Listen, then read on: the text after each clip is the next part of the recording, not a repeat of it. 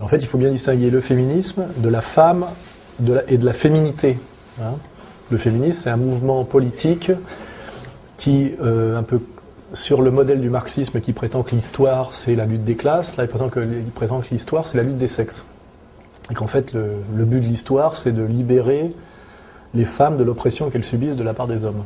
Donc c'est une vision du monde que j'appelle moi un communautarisme victimaire, c'est-à-dire effectivement il y a un côté monodéterministe, c'est-à-dire les femmes sont aliénées par les hommes et il faut qu'elles se libèrent de l'oppression masculine. C'est la première définition sérieuse du féminisme. On manipule les revendications féministes qui sont souvent légitimes, enfin de libération des femmes, pour en réalité les mettre au service de la société marchande et de la société du salariat, ce qui est la même chose. Parce que de toute façon, pour acheter, il faut un salaire. C'est-à-dire, en fait, on s'est servi des revendications féministes d'émancipation pour mettre les femmes au travail salarié, pour en faire des travailleuses salariées et des consommatrices. C'était en deux temps. Et d'ailleurs, ça a commencé aux États-Unis avec ça s'appelle la théorie de la nouvelle femme, qui consiste à sortir la femme du foyer, qui est un rôle non marchand, sans pouvoir d'achat direct, et de la culpabiliser et en même temps de lui faire prendre conscience ou de forcer sa conscience pour qu'elle pense qu'être femme au foyer, mère de famille, épouse, c'est une aliénation, une souffrance, une humiliation, et finalement de la faire passer de la sphère d'influence de son mari à la sphère d'influence du patron, ce qui est assez ambigu, puisque finalement on se rend compte à l'arrivée que finalement la femme se retrouve grâce au combat féministe avec une double aliénation qui est de subir à la fois le mari et le patron, c'est-à-dire ce qu'on appelle la double journée, c'est-à-dire d'être à la fois mère et mère au foyer et en même temps travailleuse salariée, et que ça a souvent, surtout dans les classes populaires, aggravé sa situation au quotidien et que ça l'a améliorée. Voilà, ce qui amène d'ailleurs à un autre constat, c'est-à-dire que finalement le féminisme ne transcende pas les rapports de classe, parce qu'en réalité l'intérêt de l'émancipation féministe a souvent été l'intérêt des bourgeoises, des femmes de la bourgeoisie, et elles l'ont rarement identifié comme telle. En réalité, les trois quarts des combattantes féministes sont des bourgeoises, qui en fait effectivement essayent de s'émanciper de leur rôle de femme au foyer, ou de femme entretenue, ou de mère de famille, pour aller vers la société civile qui est pour elle un plus, parce que ça consiste à avoir des métiers intéressants. On le voit, ça peut être avocate, chercheuse, libraire, etc. Alors que chez les femmes des classes populaires, c'est non seulement s'occuper de la maison, des enfants et du ménage, mais en plus se retrouver ouvrière à la chaîne.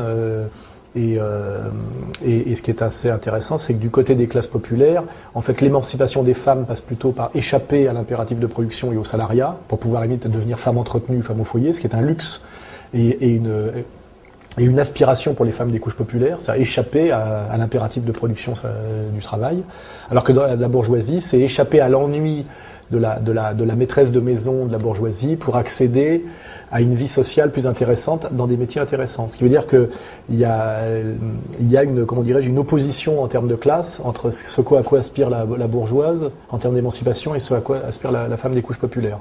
Et le féminisme a rarement identifié cette contradiction. Et il est assez facile de voir que la plupart des leaders féministes sont en général des femmes de la bourgeoisie. C'est-à-dire ça correspond à la sensibilité de la bourgeoise de gauche. Donc ça, c'est le travail que j'ai fait, qui à mon avis n'est pas contestable et pas critiquable, mais qui a été beaucoup critiqué d'ailleurs en termes de procès d'intention, machisme, mépris des femmes, etc. C'est possible pour une femme de travailler dans la société du salariat si quelqu'un s'occupe de ses enfants en bas âge, par exemple, ce qui veut dire que souvent, ce qu'on oublie, c'est que derrière la femme émancipée et féministe, il y a une autre femme qui a une double aliénation, elle, qui est la femme de ménage, par exemple, ou la babysitter, qui, elle, s'occupe et des enfants de la bourgeoise émancipée et de ses propres enfants. Donc c'est qu'en fait, l'émancipation des femmes se fait souvent de façon non dite sur le dos d'autres femmes qui, elles, subissent une double aliénation. Parce que le problème d'à la fois d'accoucher d'enfants, d'élever des petits-enfants et de travailler, c'est que ça multiplie le temps de travail et que les journées ne sont pas extensibles et qu'il n'y a pas d'ubiquité chez les femmes, pas plus que chez les hommes. Donc, à un moment donné, comment fait-on ? Qu'est-ce qu'on fait de ces enfants en bas âge quand on est obligé de travailler 8 heures par jour ? C'est la question qui est posée. Alors, il y a des femmes qui ont les moyens de payer une babysitter pour aller travailler, ce qui veut dire qu'il faut que leur salaire soit plus élevé que ce que coûte la babysitter. Mais pour les femmes des couches populaires, une femme qui s'occuperait de leurs enfants pendant qu'elle travaille leur coûterait plus cher que ce qu'elle travaille en tant que salariée. Donc, ce n'est pas un choix libre, c'est une question déjà de position de classe, et ça réduit souvent à la fin notamment dans les classes populaires, à la double journée. Parce qu'en réalité, aujourd'hui, le droit au travail est une escroquerie, c'est l'obligation de travailler. C'est-à-dire que pratiquement plus aucun couple aujourd'hui ne peut vivre sur un seul salaire. Et dans les couches populaires, ce qui prouve d'ailleurs qu'il y a une régression sociale, il faut dans les familles d'ouvriers ou de petits cols blancs, 2 salaires pour faire vivre une famille, un foyer. Il faut 2 salaires. C'est-à-dire qu'une femme arrête de travailler aujourd'hui, c'est un luxe dans les classes populaires. En réalité, elle est obligée de travailler. Donc les féministes nous présentent comme un acquis de haute lutte le fait d'avoir le droit de travailler, et dans le travail salarié, alors qu'en réalité c'est une obligation.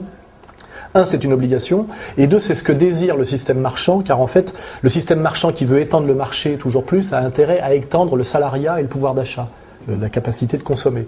Donc en réalité, ce que les féministes présentent comme un acquis de haute lutte était la volonté profonde de la société marchande de mettre les femmes sur le marché du travail et sur le marché de la consommation. C'est pour ça d'ailleurs que les féministes, qui ont toujours été très peu nombreuses, ont toujours été très très flattées par les médias et le pouvoir, contrairement aux vraies luttes sociales, je dirais unisexes, parce qu'en fait, elles faisaient à leur insu le jeu de la société marchande et de la société de consommation. Et c'est pour ça que je dis les féministes, en dernière instance, quand on a du recul, apparaissent finalement comme étant les idiotes utiles de la société marchande et de la société de consommation et de la société du salariat généralisé. Partout où le féminisme monte, en général, c'est partout où la lutte des classes, la conscience de la lutte des classes et le combat de classe régressent. Et c'est là où le féminisme est assez ambigu, c'est que plus la société se boboise, et plus elle se libéralise, et plus elle devient bourgeoise, et plus les écarts notamment de richesse s'aggravent, plus les féministes sont présentes, et plus on leur donne le pouvoir. Hein, c'est un constat systématique. Donc, je crois que malheureusement, les féministes jouent un rôle d'idiote utile et parfois même de collabo dans cette histoire-là. J'ai un grand respect pour des tas de femmes qui ne sont jamais féministes. Même Marguerite Yourcenar se moquait des féministes parce qu'elle voit très bien le piège. Les femmes d'une intelligence supérieure et qui ont conscience de leur être et qui veulent être, qui se battent pour leur liberté, ont toujours pointé du doigt le mensonge, la naïveté, la bêtise du combat féministe strict. Hein. Et même certaines héroïnes féministes comme Madame Halimi a écrit un bouquin sur le tard, là, où elle avoue en gros qu'elle a fait tout ça pour faire chier son père et que c'est finalement une histoire oedipienne et bourgeoise. Et souvent le féminisme se réduit à un règlement de compte oedipien et bourgeois, et l'exemple le plus flagrant étant Simone de Beauvoir. Simone de Beauvoir, c'est la preuve que le féminisme, c'est de la merde, hein, intégralement. Sa relation à sa famille, sa relation à Sartre, sa relation à la gauche, sa relation aux hommes, c'est d'une naïveté qui n'a d'égal que finalement c'est mesquin, méchant et malhonnête. Hein, et j'aimerais bien que les gens qui s'intéressent à la question aient l'honnêteté de faire une étude a posteriori de qu'est-ce que représente Simone de Beauvoir. Hein, sur le plan d'ailleurs de la production philosophique, sur le plan de l'engagement politique, sur le plan de l'ambiguïté mondaine, c'est pas reluisant. Hein. Je préfère encore penser à Louise Michel.